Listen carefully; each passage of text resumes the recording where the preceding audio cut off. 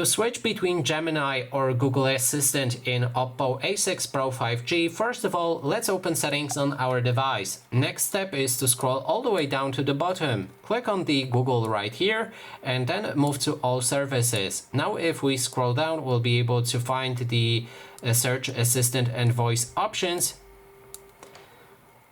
Then we can select either Google Assistant or Gemini, but the setup for both of them is a bit different. So let's start with Gemini. If you want to use Gemini, click on the Gemini right here, which should show you a setup for the Gemini. Just scroll down and then accept it and move to the next step. It will be already ready and you can use it.